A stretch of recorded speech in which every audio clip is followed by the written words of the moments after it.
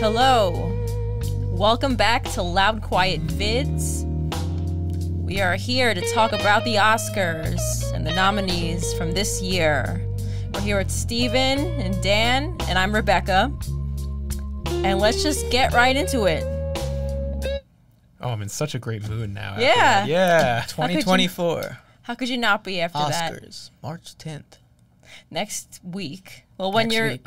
when you guys are hearing this, it's going to be probably just a few days before. So this is actually our 7th time doing this. 7 times? Yeah. And we skipped 1 year, too. Where does the time go? I know. What was the first one we did? The first one we did was 2017. What won that year? Oh, that's a good question. This was the year after... Wait. It was... First it was La La Land, then it was Moonlight. Okay. Yeah. So that was a big year. Yeah. Oh, so we started off on a high. Yes. And I remember, I think I predicted La La Land, or... No, you predicted... Oh, wait, no, I don't remember who predicted which. I know I wanted La La Land to win, and it didn't. I don't remember who picked what. Well, whoever predicted La La Land was right for a few minutes. That's just what I wanted to say. Then they were wrong. Yeah. So let's just get right into it. Why don't we start talking about the acting categories for this year? So my prediction is, and I hope I'm saying his name right, Cillian Murphy for Oppenheimer. Paul Giamatti won the Critics' Choice Award, but Cillian did win the BAFTA and also the SAG Award. So I'm just gonna go ahead and predict that. What do you guys think? Well, I think he's probably going to win. I think that's where the momentum is sliding, especially after the SAG Awards. But I would be disappointed if he won. I don't know if other people feel that way. I would like Paul Giamatti to win for the Holdovers. And I thought earlier in the, earlier in the award cycle that he had some momentum. And I thought maybe this would be his year. He's been around for a while. And I think he would deserve it for this role. I think this is kind of like a career-defining role for him. And he really was that character. And he really, I think, was like, you know, there's a lot of different components that came with that character that he really went through a lot of different, you know, he gave us a lot of different emotions to feel towards his character. So I would give it to him, but I think Murphy is going to win. I guess this is where I disagree, because I think he is going to win. I think he's going to pull through. I think it's going to be the upset. Yeah, I feel like the Holdovers, like, I liked it when I saw it, but I was kind of surprised, like, just how many people are, like, loving it as time goes on. And I think it's mainly because people are sort of nostalgic when movies can just be really good. Like, no, like, overt political message, or, like, it's not trying to be overly arty or ambitious. Just, like, a bunch of, like, talented actors, like, good writing and, like, a good story. And it's kind of, like, weird to say, like, oh, they just made a very good movie and that's why people are, like, loving it. But in a way, like, yeah. And he really does tie the whole movie together. Well, I really hope you're right. Yeah, we hope you're right. I do want Paul Giamatti to win. I just loved the Holdovers. Rebecca cried, what was it, 3 times during that movie?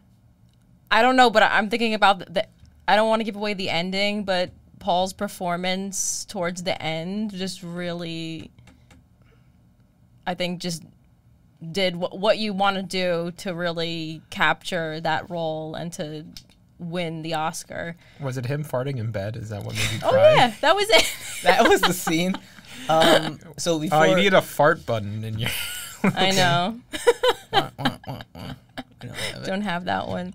So I guess before we move on, I think the way you were talking about it made me think that you also kind of want him to win. Or I do, you yeah. do want him to I win mean, too? would I be upset if Cillian Murphy won? No.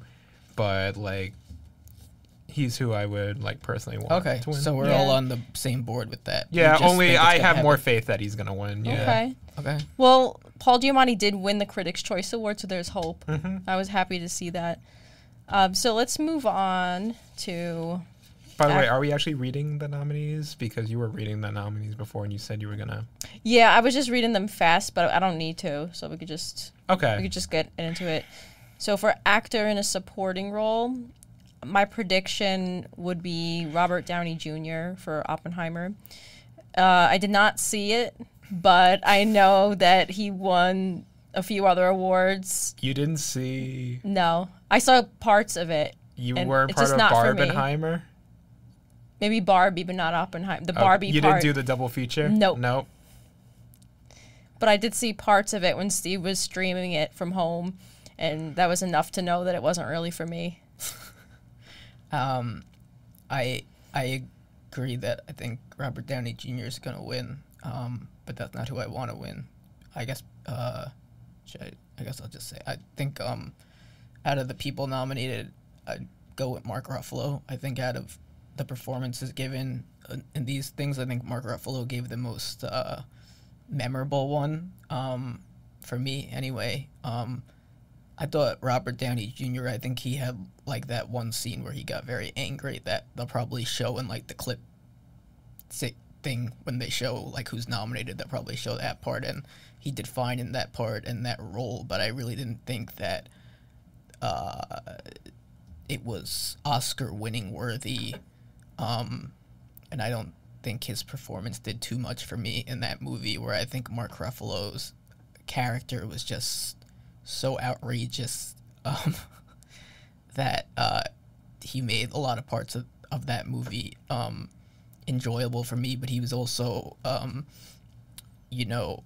also like a character that you could laugh at, but also like kind of hate at times. So for me, that's who I would give it to. Really? Mark Ruffalo? Out of these choices, that's... When life gives you lemons. I mean, I would have rather... I didn't really care for Poor Things, but I would have rather Willem Dafoe get nominated over him. I do agree with you, actually. That I think Willem Dafoe would have been a better choice to be nominated, and then I would have said him. But out of the choices that are here... Okay.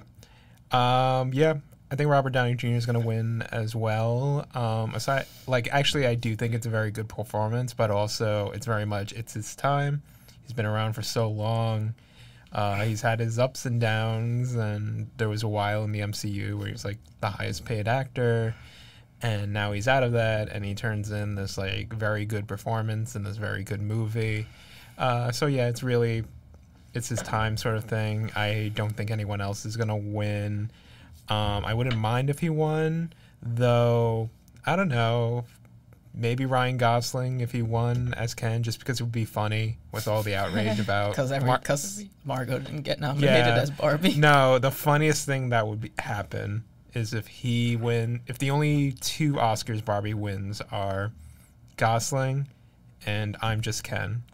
Oh, that one best song over. Okay, that would be a little bit crazy. But I would be okay with him getting supporting actor, but I can't have that song win. We'll talk more about that later. But why not? It's a banger. It's just I don't know. This is kind of like silly. When we go back to the first one of these that we did, you said it was La La Land, and I think you said the same thing about song, and it actually happened that the song. City of Stars won over Audition, and you were a huge Audition stan. And that's gonna happen again, maybe. I don't think that's gonna happen. Because there's a better song from that movie, which we'll get into. But so I didn't actually say this, but I actually really liked Sterling K. Brown's performance in American Fiction in his supporting role. Damn, those abs, right? Those what? Those abs? No, yeah. Well, not even that, but yeah. Perfect time to like put his like abs on the screen. Yeah. Okay, so we all think Robert Downey Jr. I would want Mark Ruffalo. You'd want Sterling K. Brown, and you'd be okay with Ryan Gosling for the laughs. But yeah, you're good with Robert Downey Jr. I'm good with Robert Downey Jr. But okay, let's get to the ladies, I guess. Mm-hmm. Actress in a leading role, I think, is interesting because I think it's going to go to Lily Gladstone, but I think I could very well be wrong and it could go to Emma Stone. but I didn't see either one of those films. It's probably the most split, like even more so than an actor in a leading role. I mean, Emma Stone's main detriment is she already won an Oscar.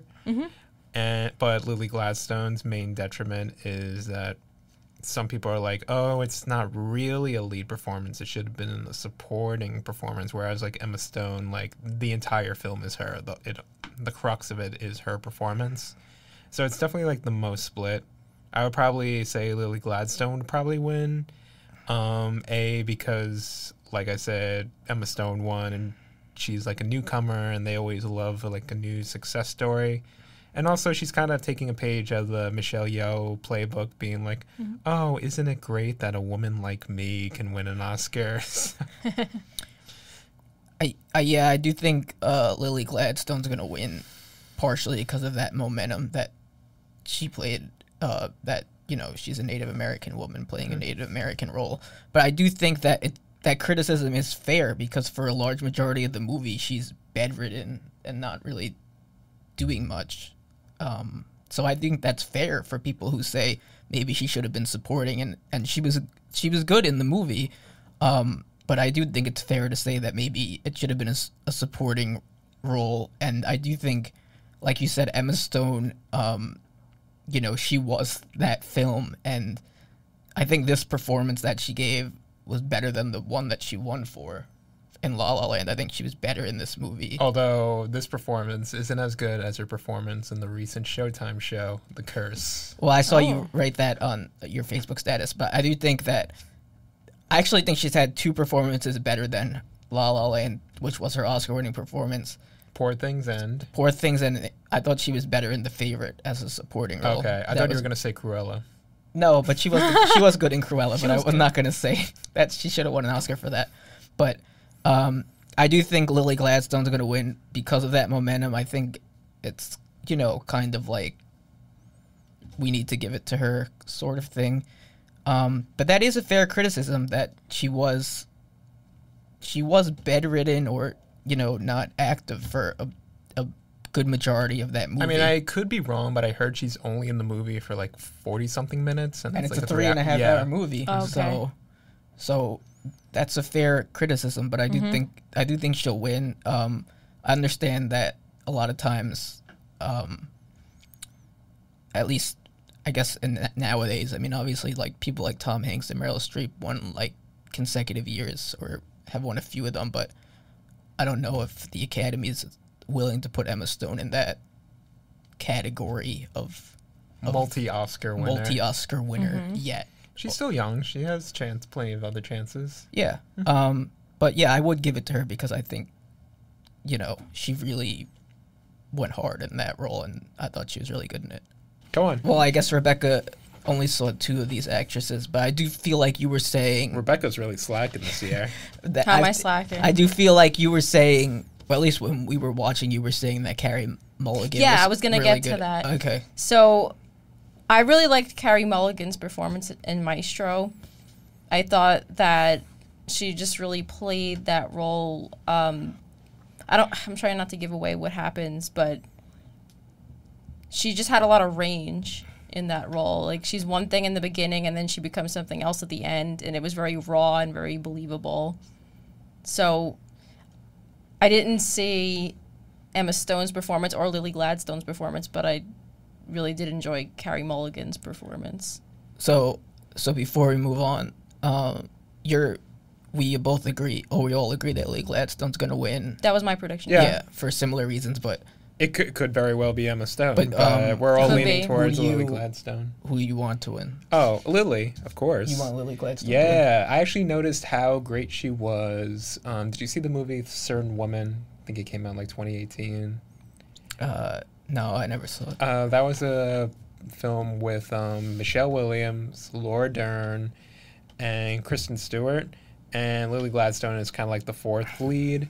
And she was better than all of them. Like, that's what really made me take notice. Like, who is this? Like, she's really carrying this movie. She's absolutely the highlight. And I thought she was the highlight of Killers of the Flower Moon, too. So, yes, give it to her, please. Cool. All right. Also, I don't know if you ever watched... I actually think Rebecca would really like this show. Reservation Dogs, where she has a guest appearance in one episode. Okay. Mm-hmm. I'll check it out.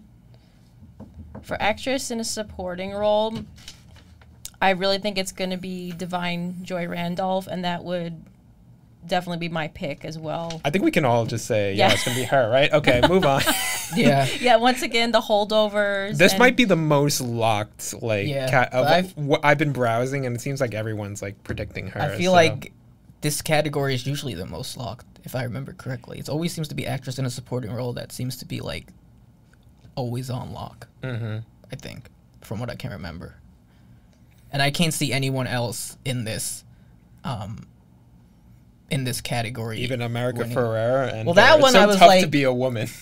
I was kind of like, going back to the Margot Robbie thing, I was kind of wondering, like, okay, Margot Robbie and Greta Gerwig, they didn't get the nominations that they expected, and then America Ferrera got it. It was kind of bizarre to me. I think the supporting role is always a little less. I feel like that to qualify, it's a little easier than leading role. But Divine's performance, I think, if she had more screen time, easily she could have gotten her actress in a leading role. Well, I feel like nomination. The one scene that really clinched it was, not to give away spoilers, but the party scene. Yeah. The party. Oh yeah, 100%. Yeah. Okay.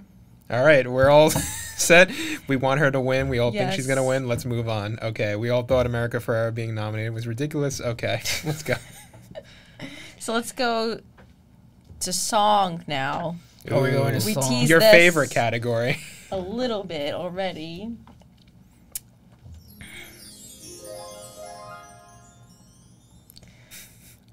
So I don't know what that was alluding to, but is I'm Just Ken gonna win? no, come on, let's be. Probably not, but I'd like it to win. Now why would you like it to win? Because it's a banger, and I don't know, it's It's catchy, but it's not the best song. And it's about, bros being Kens being Kens. I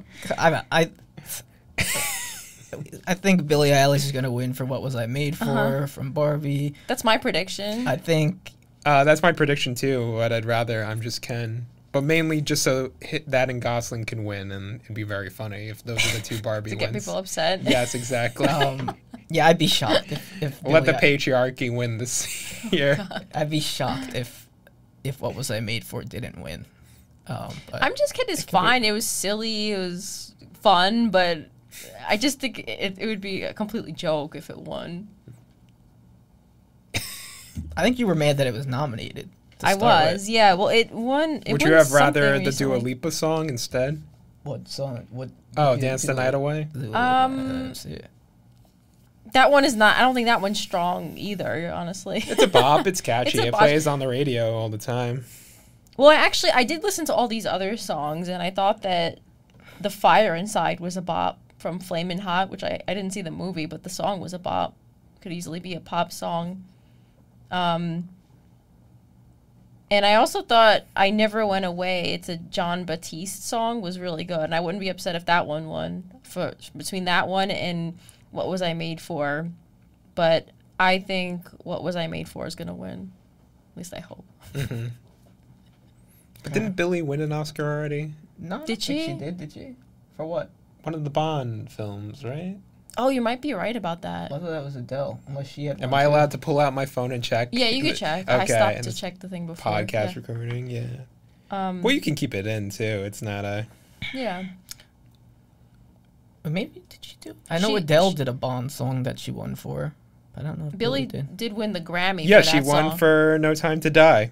Oh, I remember that. Yeah. So maybe the Oscar voters would be like, that Billie, she won. Let's give it to. They might now. No. I thought it was gonna be her first Oscar. No. I still think I know that song. I didn't realize it was in that movie. Wow. She's gonna be a 2-time Oscar winner. I know. No, we got to give it to the boys. Oh my god. Who wrote it? Did a man write I'm Just Ken, or did a woman write I'm Just Ken? Please let who's- Greta Gerwig have written it. I don't think she wrote the music. Well, who gets it? Because I know Gosling was the performer. Does he? I think say, like the songwriters usually yeah, get it, I right? think the composer and whoever wrote the lyrics. Yeah, two men, Mark Ronson and Andrew Wyatt. All right, screw them. Yikes. Give it to the girls. Well, what was I made for? Billy's brother would also get it, Phineas. All right, that's fair. That's fair. Not the one for the patriarchy. All right. So let's go to screenplay. The two different screenplay categories. Do we want to talk about the drama with Barbie being an adapted screenplay, or we don't care? I know Judd Apatow said it should not be an adapted screenplay. It's 100% original. It's just based off of a figurine, of a doll, whatever. I mean, the rules are like so weird because I know like something like Before Sunset got an adapted screenplay just because it was a sequel and like the reasoning was based on original characters for Before Sunrise. So like you'll see that sequels and adapted screenplays. So what they consider like an original screenplay, like just something completely like blank, like has no precedent whatsoever. So yeah, I mean, probably should have been in the original screenplay, but who knows with these rules? I don't know. So I read that Greta Gerwig loosely based it off of a book. Oh, okay. Yeah. I don't know about the book. That was her explanation, I guess, when it started to get some backlash. I mean, you could say that about a lot of movies. Mm-hmm. Like, they kind of just take an idea from one book or something and just completely make it their own. Doesn't mean it's an adapted screenplay. Right. I personally, it doesn't really bother me. It's just interesting that it bothered people. Mm-hmm. But my prediction for adapted screenplay would be American Fiction. And that's what you're rooting for. That's also what I would root for. Yeah, okay. I enjoyed that movie. Not perfect, but I enjoyed it. I think it's gonna win. Again, pulling for Poor Things over that in this category. I think American Fiction was good, but it kind of lost me at the end. I feel like it had a steady stream of momentum going. Mm-hmm. It had a good screenplay. I just kind of felt like the end was a little bit of a cop-out. So I feel like that kind of knocks it out for me. Knocks it out of my top of those picks. I think Barbie might win, just because Greta Gerwig has yet to win an Oscar, and so this would be a good way to, like, here you go, we didn't nominate you for Best Director, but you can get the screenplay win. But it could be either that, American Fiction, or Oppenheimer, but I'm kind of leaning towards Barbie. Probably would want American Fiction to win the most, but yeah, it's whatever. We'll see. You don't care that much. No, yeah, that's going to be the theme this entire... You don't care that much. If it wins, I don't care that much. Yeah. So then for original screenplay, my prediction would be Anatomy of a Fall, but I would root for The Holdovers once again. I think that was a much better screenplay than Anatomy of a Fall. I kind of fell asleep on Anatomy of a Fall, to be honest. Anatomy of Annette became... What? Said it became Anatomy of Annette for her. I don't know who's gonna win. I think maybe based on the is that's what's been winning in the award circuit, Anatomy of a Fall. I'm not sure. I might have looked it up. I don't remember. Should I check it? Yeah, I would want The Holdovers to win, but The Holdovers are Past Lives for me. Is what I would want to win. Okay. Yeah, Anatomy of Fall will probably win. And I'm actually rooting for May December. Oh, you're rooting for May December. Oh, wow. Were you a big fan of May Yes, December? I was. I really enjoyed it. We enjoyed it too. We were see kind that of movie. laughing a lot too. We had some fun. Well, that was the big question of it. Like, is it a comedy? And I think it is. So that's why it should win, because it can be either a dark drama or a comedy, depending on who watches it. Oh, that's interesting. So you think it was supposed to be a comedy? Oh, of course. Because we were laughing a lot. Yeah. Well, especially that last scene. Because not get into spoilers, but it is a joke. It is. And her voice. Yeah. Yeah, we were making fun of her joke of her voice at the end. The snake? But also, I think that might be Portman's best performance too. It might be. Like ever, you're saying. Yeah. So why isn't she nominated? Good question. Snub. I think I liked her better in Black Swan, but yeah, she was good. Snub. Yeah. We're saying snub. she's a snub. She's been snubbed. As a lead, she'd be, right? Yeah. Yeah, because Definitely. Julianne Moore would be the supporting. Although, I mean, I'm not sure who I would knock off because I Exactly. haven't seen Maestro and I haven't seen Nyad. Maybe Nyad since no one saw it. Let's just put Natalie Portman in there. Okay. Yeah. Yeah, that was a good screenplay. I would still root for Lily Gladstone over her if she was. Gotcha. If they were both in the category. Okay, but yeah. that was a good screenplay. That's fair. Okay. See, technically, that could be an adapted screenplay too, because that was based off. Yeah, it was based off True Yeah. story. news stuff. Yeah. Stuff that happened. hmm Yeah. What is it, Laterno? What's her name? You know I who don't I'm talking remember. about. The Yeah, real life I know. case that Yeah. based on- yeah. I don't Yeah, remember I don't remember the name. Oh, just to make it clear, subject matter is not funny, but the way it was executed made it funny. Can you explain why it's called May December? I think I was May wondering. December romance. You don't know the Is that a figure of speech? yeah for like Okay. an older younger Oh, I didn't realize. That's relationship. why. Never heard of Spring it. and winter. Yeah. That makes sense. It was funny in parts, but I did feel bad for the guy on that scene on the roof when he's talking to his son. Yeah, I could rightfully have so. some emotional parts. Definitely felt bad for him, yeah. All right. He was groomed, yeah. Didn't get a chance to grow up. Really. Right, he had his Mhm. childhood stolen from him. It was serious subject matter for sure. Yeah, I wouldn't be upset if it won, thinking about it. Yeah. Maybe, have I converted you? Maybe. Fuck the holdovers. Oh no, May I love December. the holdover. Okay. Okay, so animated featured. Do you want to talk about that, Dan? Sure, because I'm the only one who's seen 4 out of 5 of them. Neither of you, the Disney adults here, no Disney watches. So what gives? I just didn't think it was gonna be that good, judging by the trailer and everything. Because you've only seen Spider-Man, right? Spider-Man, yeah. Yeah. So now you would tell me because you wouldn't have told me before. Am I wrong? Was Elemental very good? Okay, so I think Spider-Man's gonna win. I think we all agree with was this, really right? good. Yeah. I think Could be Boy and Haram, but I think Spider-Man's gonna win overall. Though if I was a voter, it's gonna be very embarrassing to say, I'd probably give it to Elemental. wow. So you Really? think it was a very good Disney movie? Yeah. What the Yes, heck? I Why did- haven't we seen it? I guess we got to go on Disney Plus after this and give it a.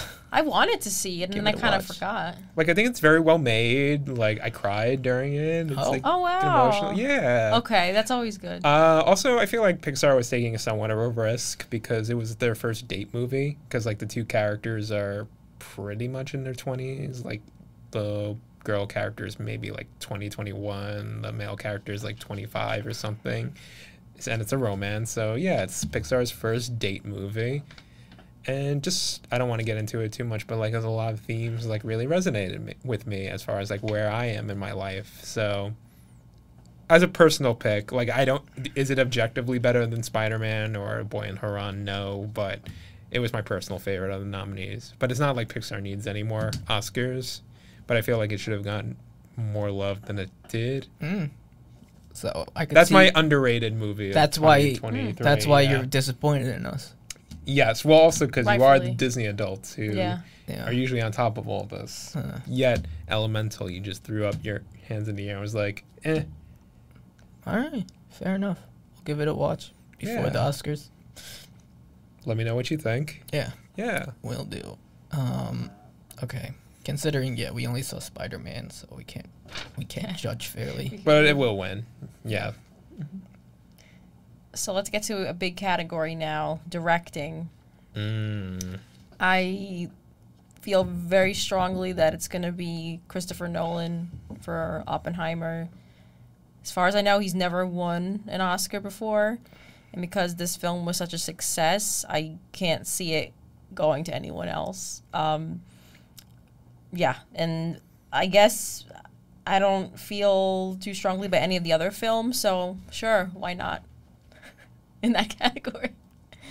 I think we're all agree. Yeah, we're all agreement agree. that Let's he's go gonna on win. to Best Picture, too, because I feel like this is going to be very predictable. Do we want to get into snubs first, or go to Best Picture first and then do Oh, snubs? we can do snubs. Yeah, sure. Yeah. So, I'm biased because they were my 2 favorite films of the year, but in the directing category, I would have liked to see Celine Song and Alexander Payne nominated. So I'm going to say that for snub. And there was a lot of talk about Margot Robbie being snubbed for actress in a leading role. I personally don't feel like she was snubbed, and it kind of ties into what I was saying before, that the leading role, I think they have such a higher requirement than supporting role, and that's why I think Ryan Gosling was nominated and she wasn't. Also, like, it's dumb because everyone at the time was like, oh, Ryan Gosling was the best part of this movie. So now they're surprised he got an Oscar nod and not Margot Robbie. Like, people like to laugh. I think that's what it is. He was the comic relief. yeah, and also, I mean, he was, I feel like, the relatable one, too. Like, he had his arc. Yeah, that's true. We've all not felt Knuff at one point in our lives. Okay. And it should be noted, she did get a nod because she's one of the producers. So she technically did get an Oscar nomination. That's true. A lot of people don't look at that. Yeah. They just look at things on the surface. I mean, face Barbie value. won't win Best Picture, but if it did, she would get the Oscar for that. So That's true. Mhm. Yeah. just like Greta Gerwig may not have gotten a directing nod, but she got a nod for screenplay. So Right. hmm Do you feel anything else was snubbed or anyone else was snubbed? This in any category? Since we talked about May December, I feel like Charles Moulton. Is that the director's name? No, No, the the, supporting actor. Oh, the, okay. guy- Yeah. the husband. Yeah. Yeah, he should have gotten a supporting actor nod. Right? Yeah, that's not an easy role to play. No. Yeah. And also, I mean, I know he's been on like CW stuff and all that, so he's been around, but this is kind of his first like serious acting role too, and it was a real birth of a star moment for me at least. Yeah, Oscar nods. I feel like supporting actress, you could have taken America Ferrera out, included a few more worthy ones. Like, I actually really liked Vanessa Kirby and Napoleon. You could have included her. Beau Was Afraid, I know it like bombed at the box office and was considered a huge failure for A24, but I was kind of hoping Patti LuPone would have gotten an Oscar nod because she's actually very good in it, and also she's like a legendary like theater performer. Yeah. And I feel like this would have been the perfect opportunity to give her like her first Oscar nod, but no, that didn't happen. Oh, that's kind of sad. I didn't realize Patti LuPone was in it. Oh yeah, did Yeah. you see the movie? No, or- I didn't. Oh, you should watch it then. Yeah, Are you a Patti LuPone fan? I'm not like a fan, but I just respect her a lot. Okay. So that makes me sad that she could have been nominated and it wasn't. Because who knows if there will be another opportunity if she does another film. Mm-hmm. And also, I mean, it's gonna be like a weird like snub to bring out, but Pedro Almodovar. Oh. Sorry, mispronouncing the I last really name. like him. Go on. Yeah, he directed a Western short with Ethan Hawke and Are you ever attention? what's his face? I love Pedro Pascal as like gay cowboys. Oh my gosh. And I feel like that should have gotten a nod for They're a live gay action. cowboys. Those Yes. two? Wow, I gotta see that. They should have gotten a live action short. It would have been a good like duking out between him and Wes Anderson. Oh, I definitely. Because we didn't talk about the agree. live action shorts, but The Wonderful Story of Henry Sugar, that's gonna win. That was my prediction too, because Wes Yeah. Anderson directed it and it has like known actors in it. Yeah, and he hasn't won an Oscar, so like good opportunity to like throw one his way. I Yeah, agree. it's a very good short. Have you watched it? It's No. on Netflix. Oh, if it's on Netflix, I could watch it. Yeah. Yeah. Mm-hmm. Okay. Do you have any snubs, Steven? Not really. That Ray Romano movie, Somewhere in Queens, come out this year. Right. Yeah. Because I did like that movie. Early I in don't the know if year. it should have been nominated for an Oscar, but I did like it more than some of the other ones that were nominated. But did you see that movie? No. What about No Hard Feelings? I enjoyed that one too. I mean, these are like comedies that were fun to watch, but I don't know if Yeah, I know, I'm I joking. feel like Taking the Holdovers is a meatier version of those movies, but like All agreed. Yeah. I enjoyed like No Hard Feelings. That's the one with Julia Louis-Dreyfus, and she finds out her husband like hated her book or something? Oh no, I didn't see that one. This is the one with Jennifer Lawrence. Oh, okay, sorry. The kid's oh no, sorry. You hurt her? my feelings. That's You hurt my feelings. That's the name of the that was Julie the sounds funny. Louis Dreyfus. Yeah, I did hear about that one. I haven't seen that. It's but about her no, husband not liking her book. She overhears her husband like criticizing her book. And No hard feelings. Is that considered pedophilia? Because you said pedophilia wasn't. He was funny, but you 19. laughed. Okay, I was gonna He say was- no. he was 19. I didn't remember how Not old even he was. 18, 19. Okay, he was 19. But that's a fine. good question. It's kind of an year. Well, I don't really know. want the Holdovers to win, but it's not going to happen. I think Paul Giamatti will. In all That'll honesty, be nice. If Yeah. it happens, that'll be nice. Well, and also supporting actress too. if it wins screenplay too, I would be really, really happy because it's very well written as well. Mhm.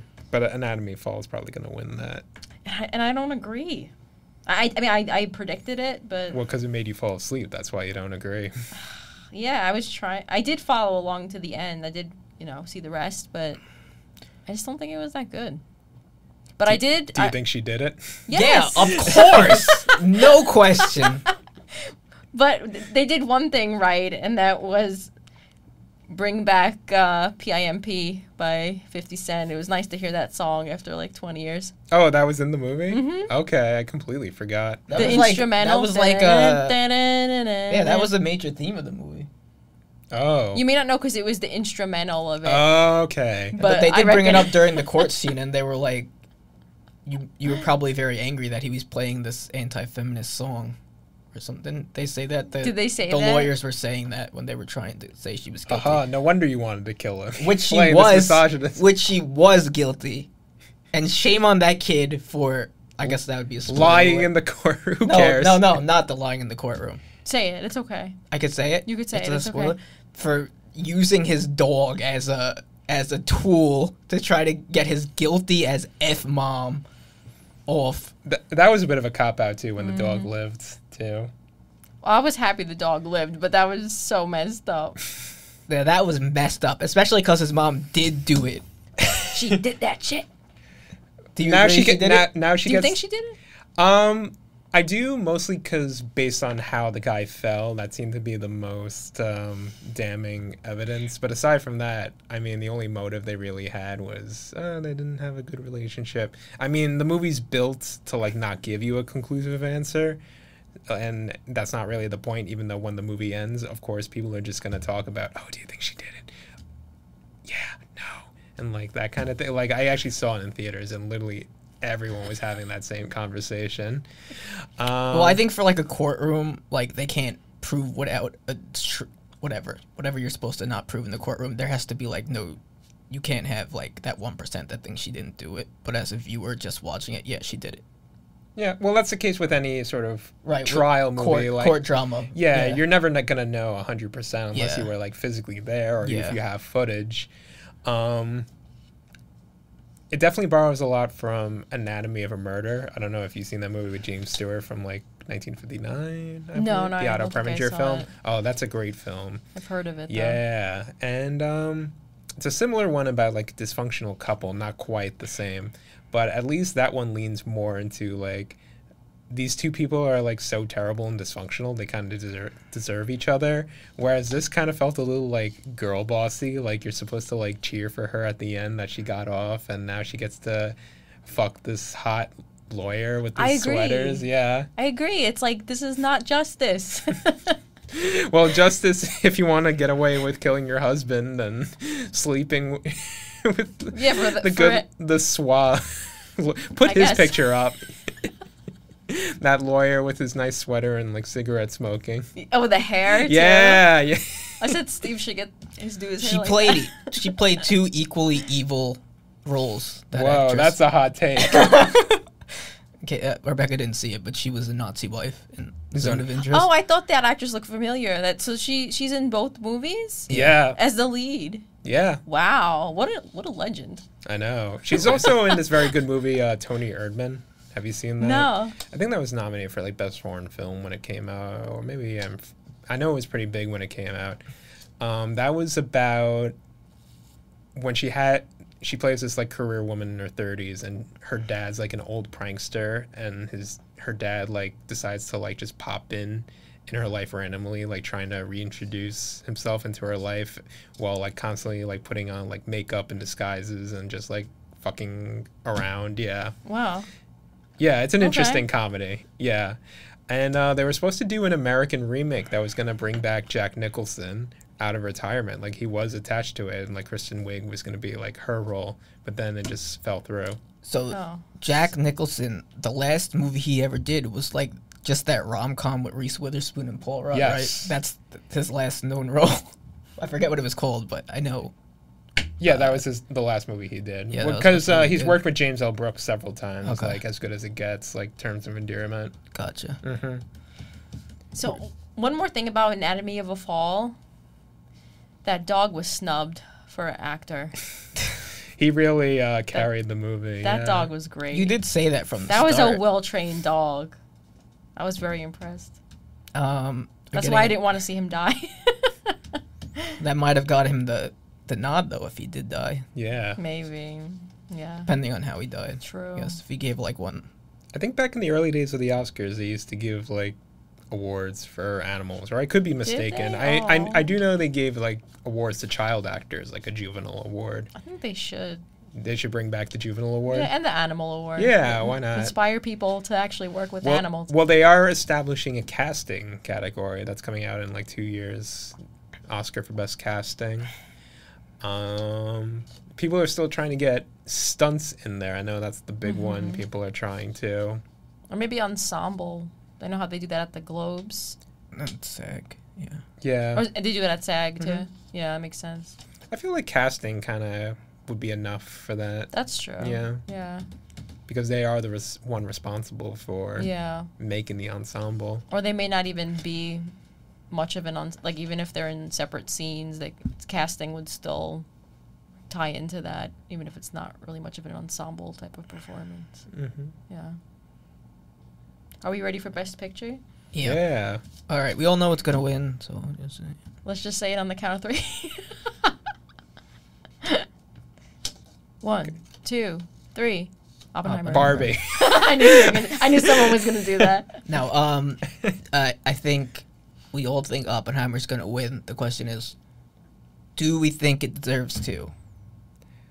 On paper, yes, because I mean, what do you think of when you think Best Picture? I mean, it made a ton of money. It's got some historical relevance to it. It's visually stunning and does a lot and like really pushes the envelope. So like on paper, it really is like the perfect Best Picture movie. Again, I didn't see the whole thing, but from the parts that I did see, it doesn't look like my type of movie, but it does look like it kind of encompasses everything that the Academy looks for Best Picture. It's got the cinematography, it's got the performances, it's got a good story. You know, it's got everything. No. No? It was fine. It was fine. It was good. Sure. But that's not what I think should win. And I'm going to be fair because I listed down in order what movies I like the best this year. And we both agree we like The Holdovers the best. That was our favorite movie that we saw. That's the one I like the most, but I think Oppenheimer's the one that's most deserving. And that's pretty much going by, like, what do you look for in a Best Picture? Of what you like the most. We both like, or maybe I guess all three of us like The Holdovers. It's a movie. I haven't seen Maestro. Okay. But this may be the first year where you've seen all the Best Picture. You're not going to like nominees Maestro more than The Holdovers. No. I would bet you $1,000 you're not going to like Maestro more than The Holdovers. Yeah, I agree. Second, I put Past Lives was my second favorite movie. Oh, yeah. We didn't really talk much about that. We could talk about that a little bit afterwards. Yeah. But third, and the one that if I had a vote, I would, and I know Dan didn't like this movie, but I think that Poor Things would be the most deserving. That's the one that if I had a vote, I thought, and when I saw it in theaters and at the beginning of the movie for the first 20 minutes, I was like, how am I going to sit through 2.5 hours of this weird ass shit? But then it just got me. I thought the story flowed very nicely. I thought all of the performances were good. I do agree that Willem Dafoe was a little bit more deserving than Mark Ruffalo, as funny and energetic as I thought Ruffalo was. But I thought Emma Stone was like, we could talk about Barbie being the feminist movie of the year, but I mean, in its own weird way, Emma Stone became this like feminist figure at the end of that movie, I think. So I think in its own weird way, this was like a bizarre feminist movie, completely opposite of like the PG-13 whatever feminist movie that Barbie Barbie was for this year, and how excited people got for that, which is good. But I think that Poor Things took a more mature and obviously a weirder take on these things that are very real. But I thought, I didn't think I was gonna like it at the beginning of it, but it took a lot of different turns, and every turn I became more and more interested in it. And I thought, not the cinematography, I guess, but the production design, I thought like the colors and the scenes of all these different places that she was going throughout her journey throughout it, I thought those were all mesmerizing to me. And I thought the ending was right on point, unlike American Fiction, where I think American Fiction completely lost me at the end. I just thought it was like a cop-out or trying to be too, I don't know what the word, not fancy. Meta? Yeah, meta, that sort of thing. I thought it was all that, too much of it.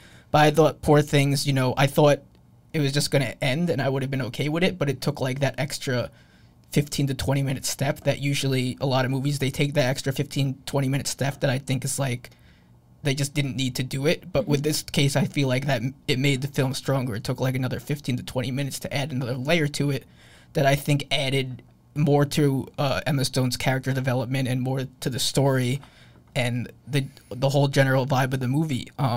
So the more I think about it, and I've been thinking about it because I've seen all these movies in the past few weeks, and like I said, I overall enjoyed Holdovers and Past Lives more, but in terms of general, what I would vote for would be Poor Things for all those reasons that I mentioned.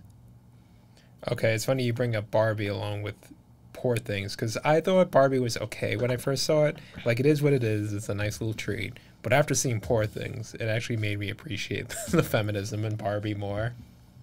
So, yeah, we're obviously completely different ends of how we view Poor Things, which is obviously, we don't need to agree on everything. But, yeah, I mean, like I said, I didn't think that I would feel this way about it. But the more I look back at the movies and the most memorable scenes and performances I remember throughout all these films, like, that's what is hitting me the most. Mm-hmm. That's what I'm thinking about the most. So what was your least favorite of the nominees? My least favorite by far was Zone of Interest. I just did not have any interest in it.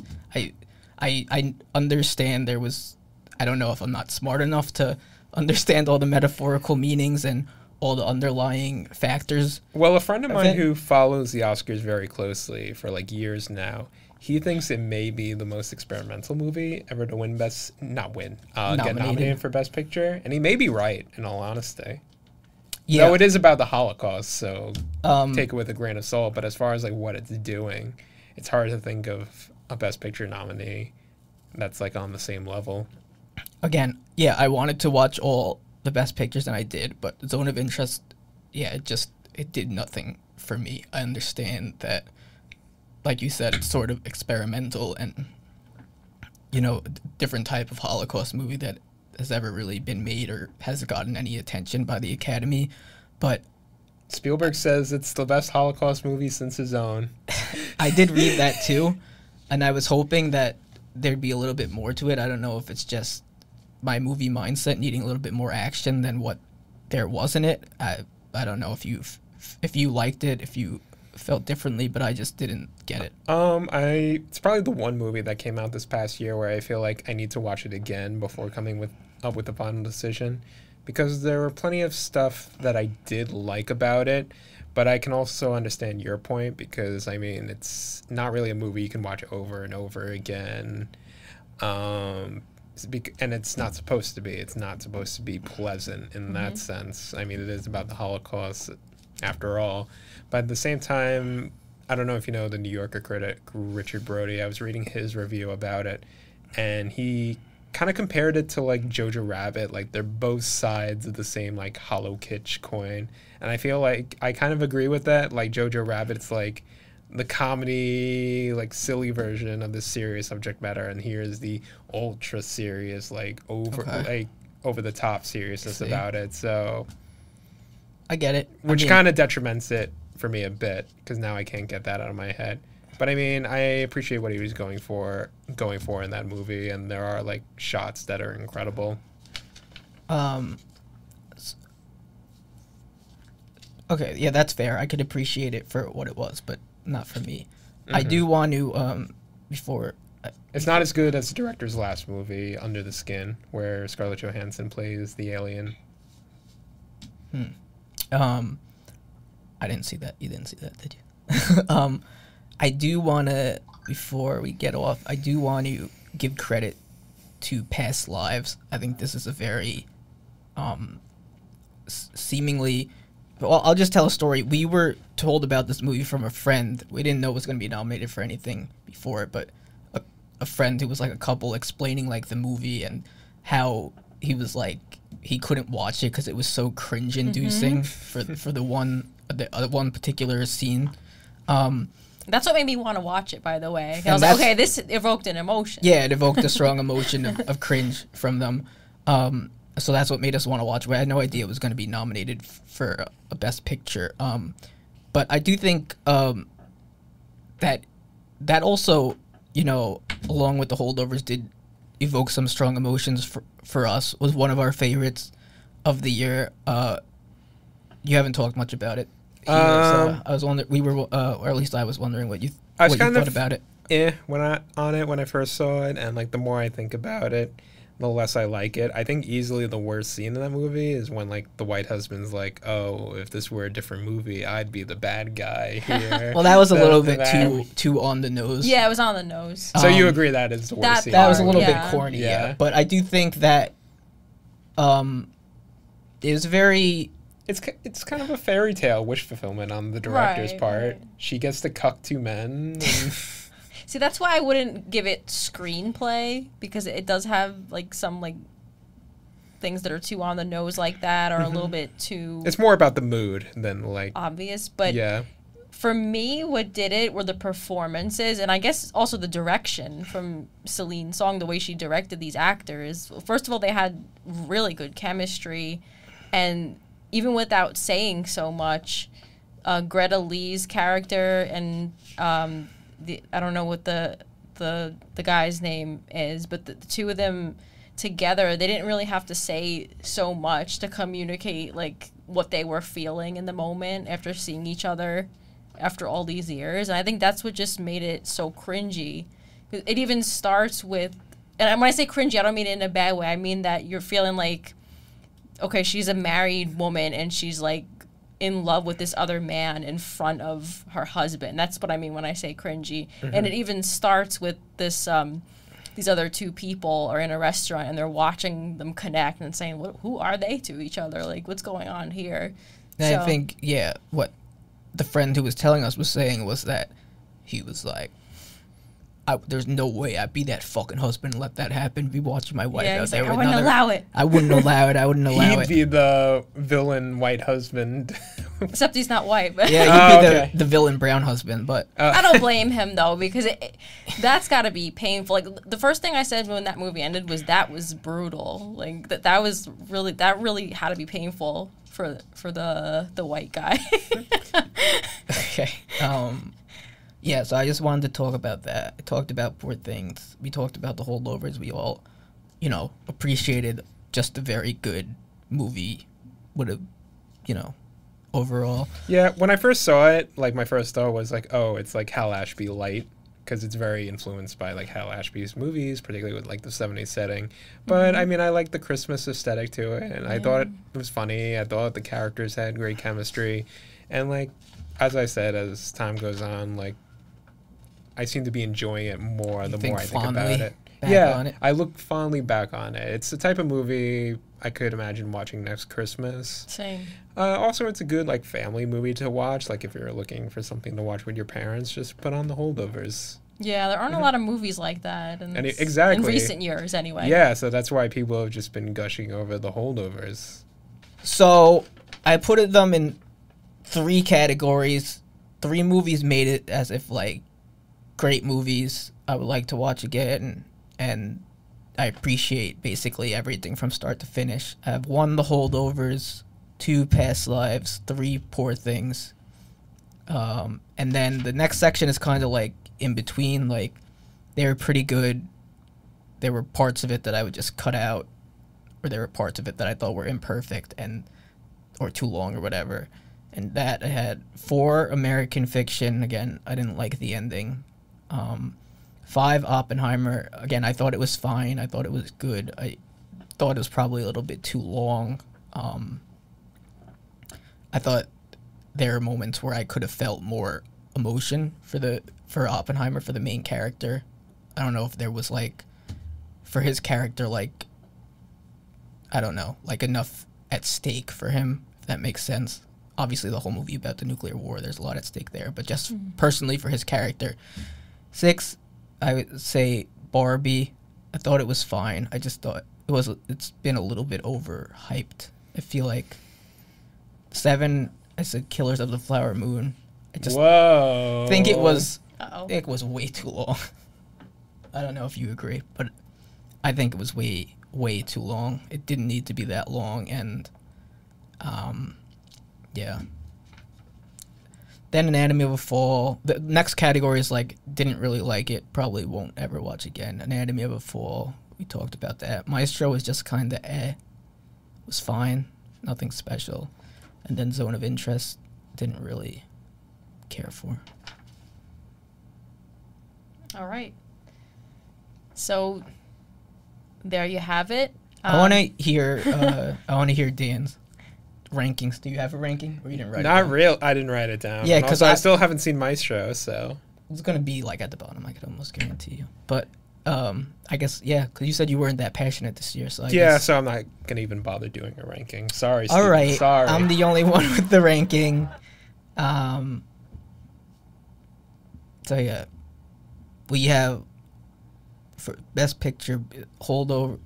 You want Holdovers? I want Holdovers, but it's gonna be Oppenheimer. But I want Poor Things, and you're fine with Oppenheimer. Yeah. Okay. Okay. All right. And there you have it. Those are our predictions in some of the categories for this year's Oscars. Let us know. What do you think? What are your picks for this year? And as always, thank you for listening.